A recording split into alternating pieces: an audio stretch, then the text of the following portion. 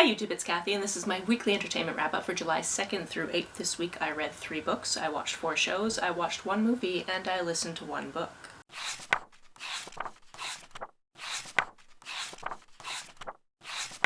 First this week I finished Of the Wild. This was actually the June pick for the Queer or Not book club, and it's an indie book, and I really wanted to like it, but I kept almost falling asleep while reading it. And I don't actually think fully that it's the book's fault. I think it might be because I'm doing a fitness challenge right now. And I've been really tired because of that, and then reading also leads to me like maybe falling asleep a little bit, but then the other things that I read this week didn't make me try to fall asleep as much, so who knows? This one is a really cozy fantasy about this one character who steals unwanted children from abusive households and brings them to live with him in the forest in this big tree. He's got a lot of mythical powers, and then his children actually grow different features based on how things were going in their lives and the kind of armor that they want to use to basically forget about that time. Some of them will have claws, some of them will have scales, some of them will have wings. They'll all be different shapes and sizes and that type of thing. However, something they don't know about him is he believes he is dying. He's been doing this for I feel like hundreds of years, but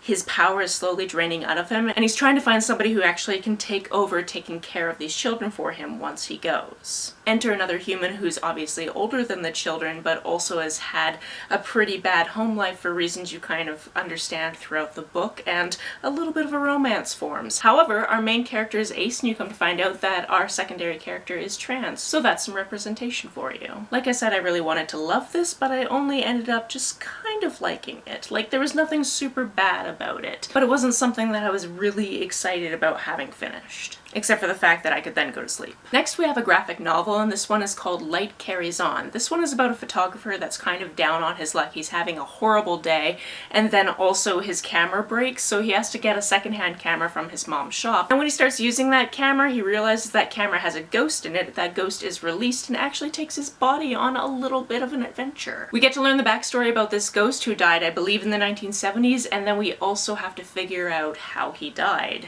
This one was a fun and interesting premise with a little bit of historical fiction thrown in there. It was really interesting to see the dynamic between this ghost and this person and whether or not they maybe started developing feelings for each other, because I feel like that is a trope that I keep seeing in books that I enjoy. Looking at you, Cemetery Boys. Also looking at you, One Last Stop. All in all, this one is definitely worth your time. The other book that I finished this week is Episode 13. I think it must have been Leanne who recommended this one, but I don't remember for absolute certainty. This one is a horror book, and it's about a group of ghost hunters who have their own TV show, and Episode 13 is based on the fact that they are filming their 13th episode for their first season. This is done in a found document style, so we see different transcripts of the different raw footage that was taken. We also see people's diary entries and their text messages and their emails to different people. And what's going on for this episode is they're going to this location that the main investigator has wanted to go to for his entire ghost hunting life. He actually mentioned it on his first date with his wife, who is also one of the investigators. She, however, is a physicist, so she basically spends all her time debunking the things that happen on the show. Anyway, they're going to this location where in 1972 this group of scientists actually disappeared,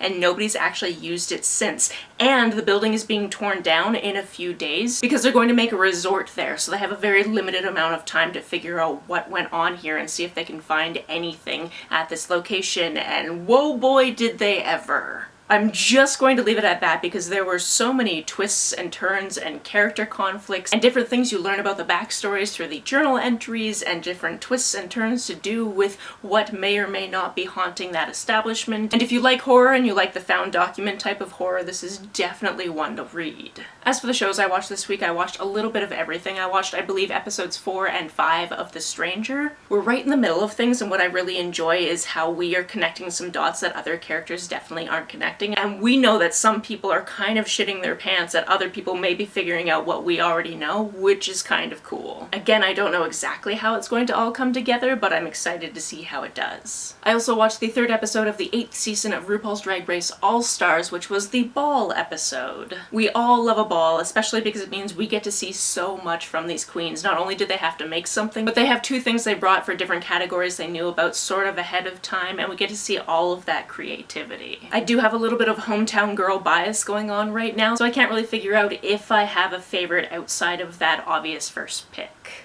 I also watched the third episode of the third season of Ted Lasso, and my roommate actually turned to me at one point and was like, you know what?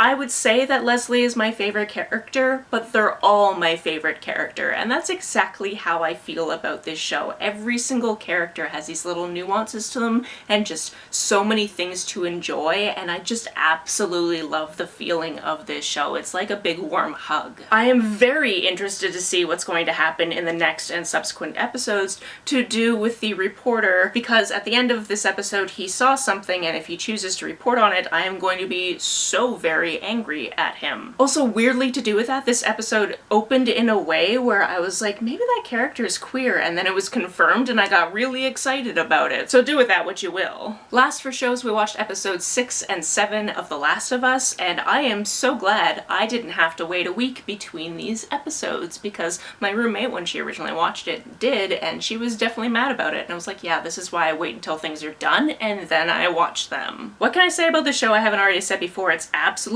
devastating. People die all the freaking time, and it's just like you can't get attached to anything or anyone, and as soon as you do, they're gone, and that's just horrible. But at the same time, I'm still enjoying it? Like, can somebody tell me how that makes sense? The movie I watched this week is something I'm surprised I hadn't already watched, but then again, I didn't really realize it was already out because I don't pay attention to when things are coming out, and that is Matilda the Musical. I'm specifically interested in it not only because I am a bookworm, but also because I really enjoy the music of Tim Minchin. Like, he is one of those artists that I really enjoy his very clever lyrics. I've actually seen him live in Seattle a few years ago, and it was a fantastic experience. So knowing he did the music behind this made it something I obviously had to see. This is of course a little bit different than the book and a little bit different than the previous movie, not only because it's a musical, but because things have been changed just slightly, but my goodness, some of the things to do with the lyrics of the songs were just so absolutely clever, and I've had the little snippets running through my mind, and I'm probably going to have to eventually actually learn the songs so I can sing them through instead of just singing a little snippet in my brain and then it just not going away, because that's all I got there. If you haven't seen it and you're a fan of musicals, I highly recommend. As for audiobooks this week, I listened to The Atlas 6. This one is the first and I believe is going to be a duology. I know there's a second book. I don't know if there's a third because I haven't looked into it because I don't want to spoil myself or anything. This one is about a group of characters, so it's an ensemble cast, which means it's a full cast narration, which is one of my favorite things. I love when we get a different narrator for every perspective. And it's set in a world that is kind of like ours, but there's this accepted society of people who can do magic, and that magic takes many different types of forms. The Atlas 6 refers to the fact that there's this society called the Alexandria Society that every 10 years gets 6 different initiates who are the top of the magic people out there right now, and they basically have to work together and eventually eliminate one of them so 5 of them can go forward and be part of this society. We get the perspectives of all of these characters, and then we get some other perspectives as well, and as we're going to get to see the different types of things that they're researching and the different things that are happening outside of their lives that play into what they are doing while they're there. And then you also come to realize that there are some sinister things going on, because there always is. When I first started listening to this, I thought I might not enjoy it just because of the first introductory thing that wasn't from anybody's perspective. It was just kind of some background.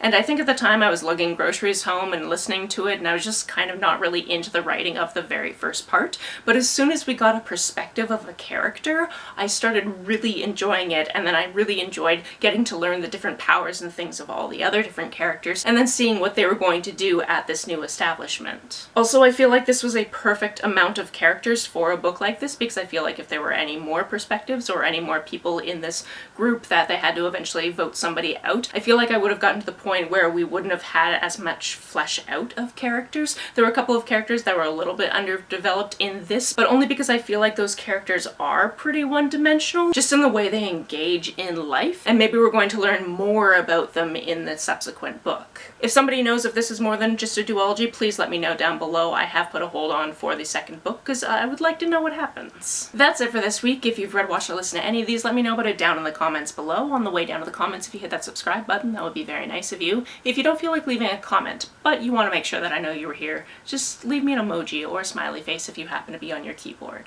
Some people have asked if there's a way to financially support this channel, so I set up a Ko-fi account, which is a digital tipping service. The link for that, as always, is down below. You can like and share this as you see fit, and I will see you very soon. Bye!